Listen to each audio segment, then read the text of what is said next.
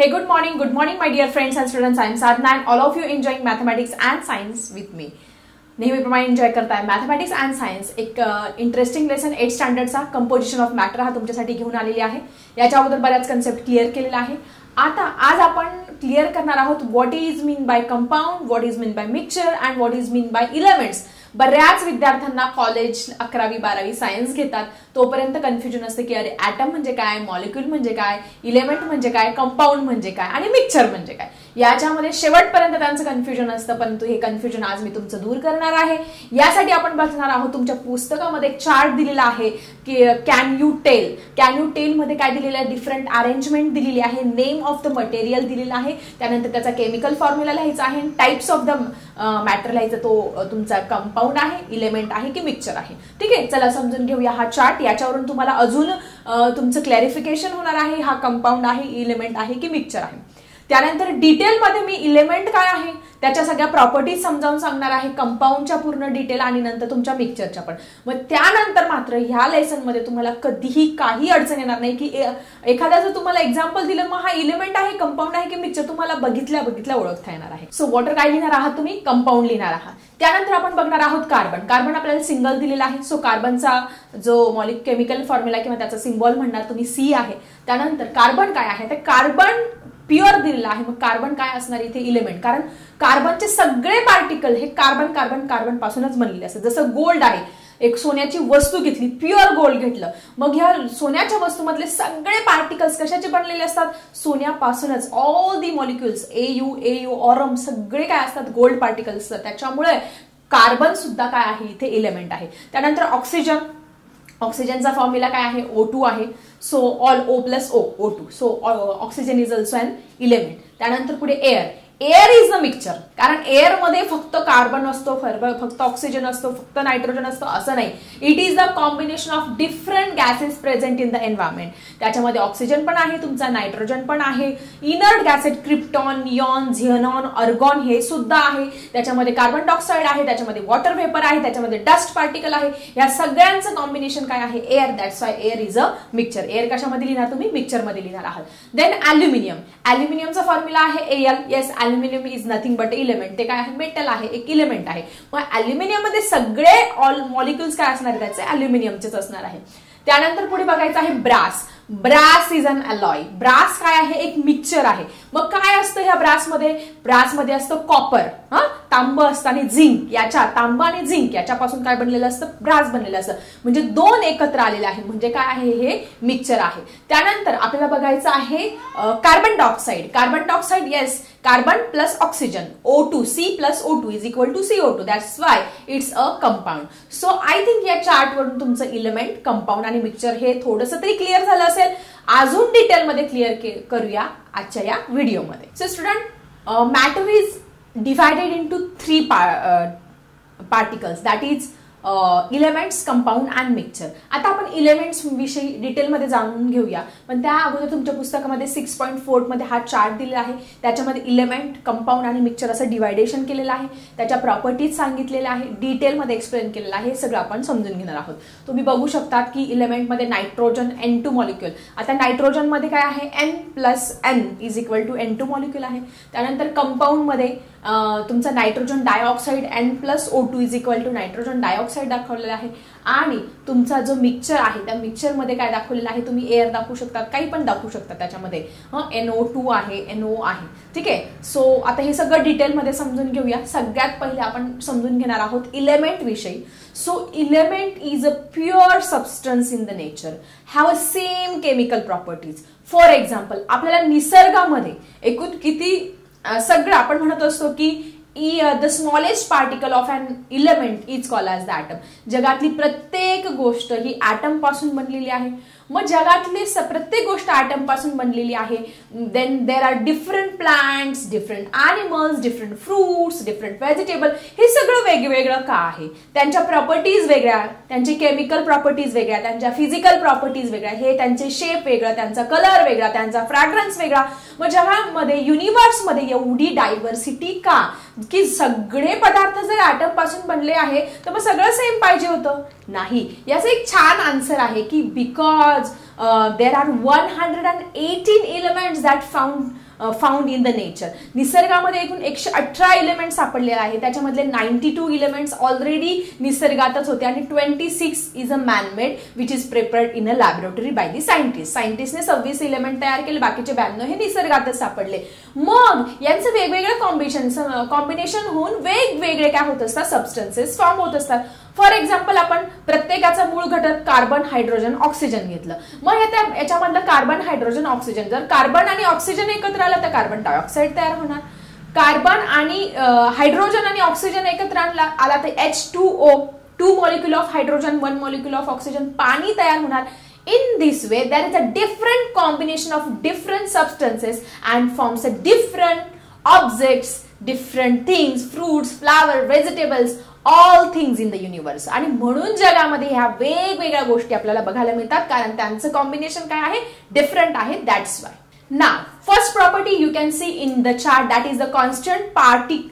The constant substance of an element is only one and its element itself. म्हणजे त्यात ते एकाच प्रकारच्या पदार्थांनी बनलेले असतात. फॉर एक्झाम्पल आपण गोल्डचं एक्झाम्पल घेऊया. सोनं, सोन्याचे वेगवेगळे दागिने घालत असतात. आपण प्युअर गोल्ड घेऊया, प्युअर सोनं घेऊया, 100% 100 कॅरेट जे गोल्ड आहे ते घेऊया.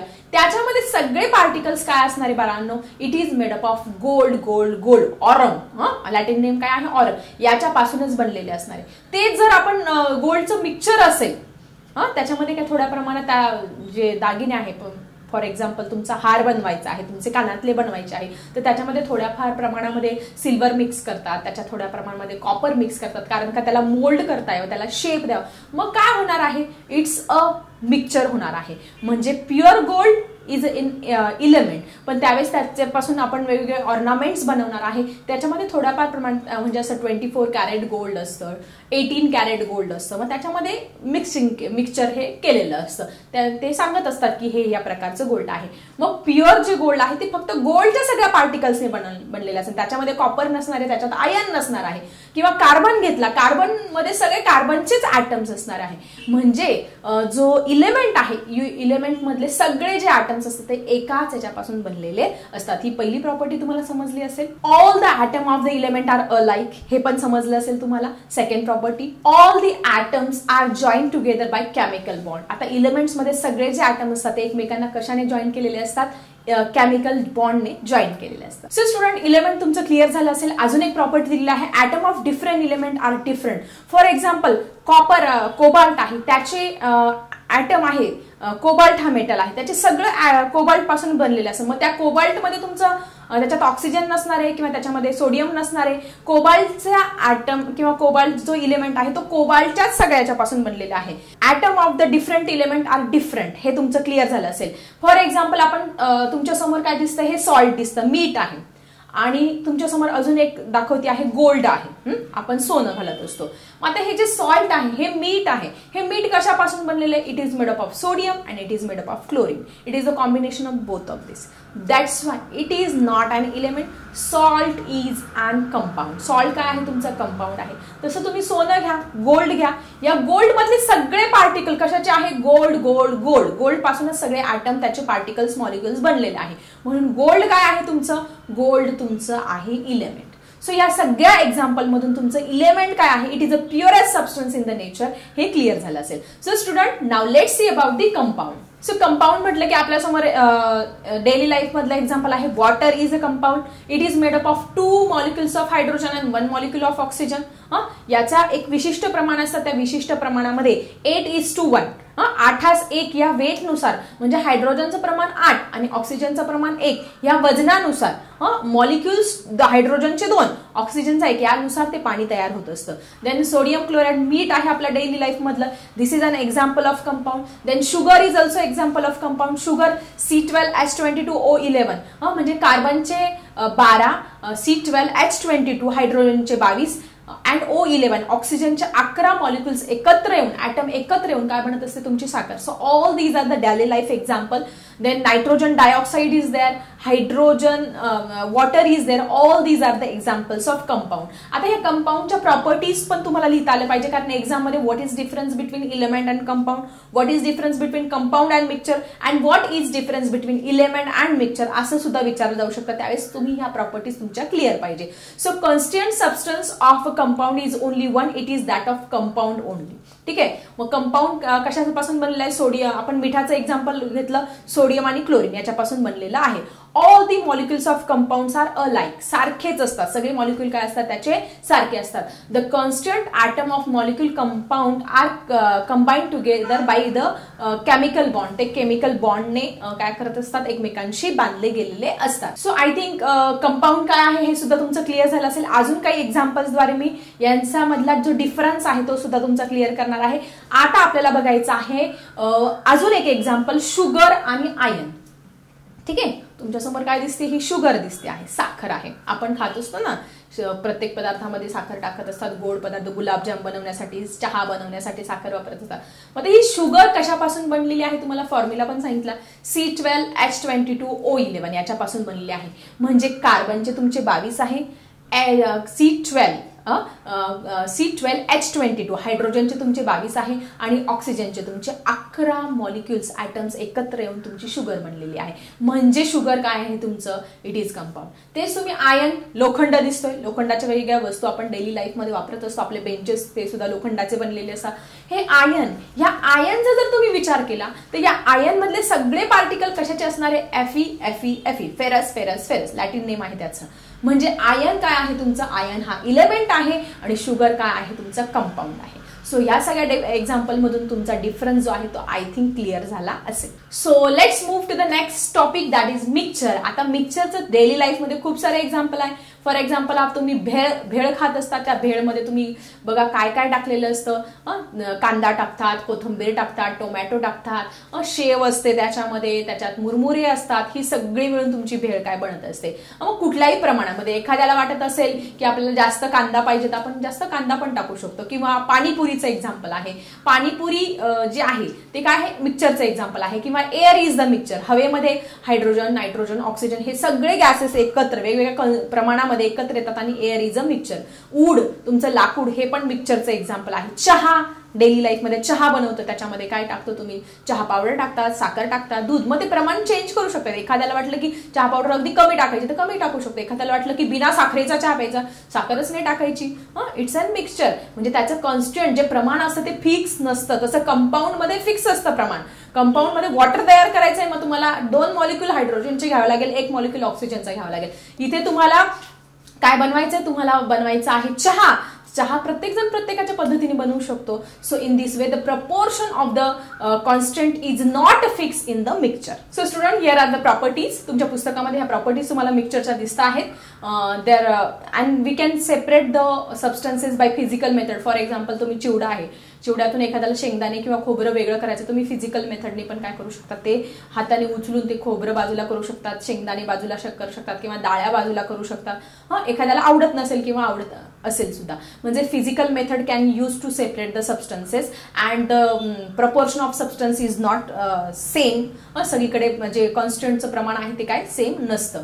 Either it is made up of 2 or more elements, it is made up of 2 or more compounds. मग हे मिक्सचरमध्ये तुमचे एक तर इलेमेंट्स पण असू शकतात, कंपाऊंड्स पण असू शकतात. And most important, the constant element of mixture are not joined by chemical bond. जसं आपण वॉटरमध्ये बघितलं की ते केमिकल बॉन्ड जॉईंड असतं. किंवा इलेमेंट बघितलं आपण, आयनचं एक्झाम्पल घेतलं, आपण कॉपरचं एक्झाम्पल घेतलं, आपण गोल्डचं एक्झाम्पल. हे केमिकल म्हणजे कंपाऊंड आणि तुमचं इलेमेंट आहे हे प्युअर सबस्टन्स. ह्या नेचरमधले काय आहे? प्युअर सबस्टन्स आहे. ते केमिकल बॉन्डने जॉईंट असतात. तसं मिक्सचर हे केमिकल बॉन्डने जॉईंट नसतं. ते फिजिकल, आपण ते वेगळं पण करू शकतो, त्याच्यामध्ये पदार्थ वेगळे पण करू शकतात. म्हणजे मग तुम्हाला विचारलं की which is a pure substance, compound and element are the pure substance and mixture is a impure substance. So I think तुमचा इलेमेंट, कंपाऊंड आणि मिक्सचर याच्यामधला डिफरन्स छानपैकी क्लिअर झाला असेल. सो आजचा व्हिडिओ कसा वाटला जरा लिहा आणि आवडला असेल, फायदा झाला असेल तर नक्की लाईक करा, तुमच्या फ्रेंड सोबत पटापट शेअर करा. चला भेटूया अशाच इंटरेस्टिंग टॉपिकसह नेक्स्ट व्हिडिओमध्ये. आता मी थांबते. Bye everyone.